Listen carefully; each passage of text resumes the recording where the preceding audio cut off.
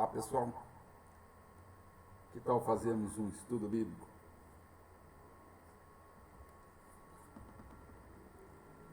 sobre o tema conversão?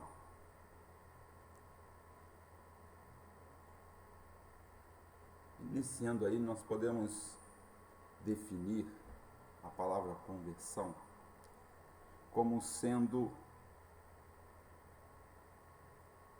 uma mudança de direção. Mas essa seria uma definição de dicionário. Mas nós queremos fazer uma definição mais profunda, que é uma definição bíblica, baseada num versículo bíblico. E essa definição se encontra em Colossenses, no capítulo 1, versículo 13. E ela nos diz então que conversão é sair do império do mundo para entrar no reino do Filho. Ou, em outras palavras, sair do império das trevas e ser transportado para o reino do Filho do seu amor. No livro de Isaías, no capítulo 55, se não me engano, diz assim: buscai o Senhor enquanto se pode achar, invocai-o enquanto está perto. Deixe o perverso o seu caminho, o iníquo os seus pensamentos. Converta-se ao Senhor, que se compadecerá dele, e volte-se para o nosso Deus, porque é rico em perdoar. Buscai ao Senhor enquanto se pode achar, invocai-o enquanto está perto. Deixe o perverso o seu caminho, o iníquo os seus pensamentos. Converta-se ao Senhor, que se compadecerá daquele que deixar o caminho do perverso. Volte-se para o nosso Deus, porque é rico em perdoar. Você percebe aí a palavra deixar.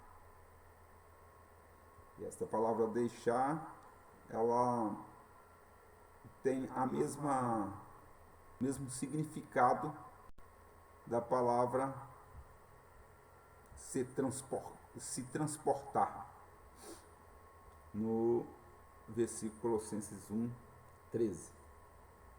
Deixe o caminho. Colossenses 1,13 diz: ele nos libertou. Há uma libertação. Essa libertação é pelo Evangelho, pela pregação e por ouvir, compreender e tomar uma atitude de conversão, de mudar de pensamento, de arrependimento. Essa palavra conversão está associada à palavra arrependimento, que quer dizer metanoia, mudança de pensamento. Então, ele nos libertou do império das trevas e nos transportou. Esse transportou é a mesma palavra lá no livro de Isaías, que tem a ver com deixar o caminho do perverso. Esse transporte tem o mesmo significado de conversão, converter. Transportou para o reino do Filho do seu amor. Então nós temos dois lugares aí, o império das trevas e o reino do Filho, saindo de um e entrando no outro. Quando saímos do império das trevas, nós podemos citar aqui o versículo em Gálatas 1,4, que diz: ele nos desarraigou deste mundo perverso. Então, em Colossenses também nós encontramos a mesma palavra desarraigar, que significa arrancar com a raiz. e arraigar, que significa plantar com a raiz. Então, a palavra nos libertou do império das trevas e nos transportou para o reino do Filho significa arrancar com a raiz deste mundo perverso, do mundo onde Satanás, o príncipe das trevas, governa, o mundo que jaz no maligno, conforme João nos ensinou. Desarraigar desse mundo, arrancar com a raiz e ser transplantado aonde? Em Jesus Cristo. E aí existe um efeito que ocorre na mente de uma pessoa que se converte. Não exatamente no corpo, porque o corpo permanece na terra e a terra ainda vai ficar debaixo do império das trevas, até chegarmos lá em Apocalipse 10, onde os reinos deste mundo serão novamente possuídos pelo seu verdadeiro dono, que seria o Pai e o Filho. Né? Apocalipse capítulo 10 diz que o reino do império das trevas terá fim. E aí o reino vai passar para a mão do Filho, né, que vai passar a governar. E daí para frente nós vamos ter o milênio, o julgamento e mais para frente ainda novos céus e nova terra. Muito bem. Então, das trevas para a luz. Isto é conversão. Trevas também tem um significado de falta de conhecimento de Deus. E luz, contrário, conhecimento de Deus. João capítulo 8, 32 diz assim: e conhecereis a verdade, e a verdade vos libertará. Uma vez que nós sabemos que o próprio Jesus é a verdade, que o Evangelho é a verdade, que a palavra é a verdade, que o Espírito Santo é a verdade, então esse conhecer Deus, ou conhecer a verdade, ou conhecer Cristo, tem o mesmo significado e um efeito: nos liberta de quê? Nos liberta do império das trevas, nos liberta do mundo perverso. Assim, nós podemos fazer uma pequena imagem para facilitar a memorização desta palavra conversão. Seria desarraigando do império das trevas,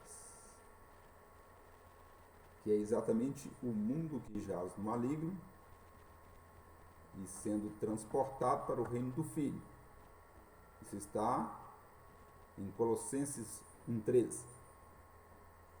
Como posso me converter? Exatamente desligando o pensamento das coisas do mundo, ou seja, as coisas do mundo deixam de ter a importância que tem para um filho deste mundo, uma criatura não convertida. E em lugar entra o reino do Filho, que passa a ter agora uma importância muito maior. O problema é quando o homem ele não se decide em qual reino ele irá pertencer. Uma hora ele pertence ao império das trevas, é império porque ele é obrigado a pertencer, ele já nasce debaixo do império das trevas, conforme a gente pode conferir, por exemplo, em Efésios capítulo 2. E depois a gente pode ler esse texto para entender melhor. Mas o fato é que o homem doble, ele não se decide. Ele fica entre o império das trevas e o reino do Filho. Então, Tiago, o apóstolo Tiago, irmão do Senhor, diz que o homem doble, ele fica como as ondas do mar. Né? Uma hora a maré sobe até a areia, cobre a areia, e outra hora ele volta em direção ao mar e fica indo e voltando. Dessa forma, ele não permanece na fé e a sua reprovação, com certeza, ela vai acontecer e ele vai ser reprovado no dia da ressurreição, naturalmente, porque é o homem doble, tem dois pensamentos, duplo, né? Pensamento duplo. Um pensamento no império das trevas, no mundo, e o outro pensamento no reino do Filho. Muito bem. Eu tenho aqui uma figura de como nós cremos na salvação. Esta elipse aqui embaixo, onde tem condenação em Adão, Cristo, graça, salvação e evangelho, representa, na verdade, o mundo. O mundo é o mundo de Adão, o mundo do homem. Né? Por causa do pecado de Adão, este mundo entrou a condenação. E Adão, então, se tornou mortal e pecador. Mas também Deus enviou para o mundo Jesus Cristo, o Verbo que se encarnou, né? Que viveu debaixo da lei e nos resgatou de debaixo da lei. Instaurou o tempo da graça. Dentro do corpo de Jesus Cristo existe morte, sepultamento, condenação, ressurreição e ascensão. Então, dentro do próprio corpo de Cristo existe todo um processo de salvação.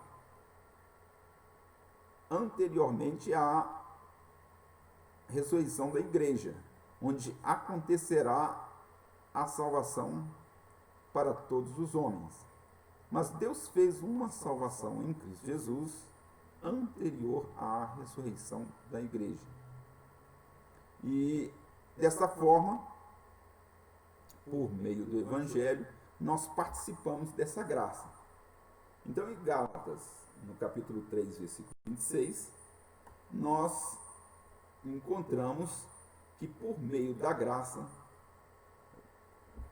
nós podemos ser já chamados de filhos de Deus, pela fé em Cristo Jesus. Então, aqui entra graça e fé, nos dando o poder de ser chamado filho de Deus. Isso em Gálatas 3:26, melhor dizendo, Gálatas 3:26. Vós sois filhos de Deus pela graça em Cristo Jesus. Muito bem. Essa parte amarela significa as pessoas que viveram no mundo e foram transportadas para o reino do Filho, que seria a igreja. E aí, através do conhecimento do Evangelho, a pessoa passa a ter fé e pertencer à igreja, que é definida como uma assembleia ou um corpo místico de Jesus Cristo. Muito bem, mas a questão é que nem todos que estão dentro da igreja serão aprovados na fé. Então, alguns vão ser reprovados. Então, essa seta significa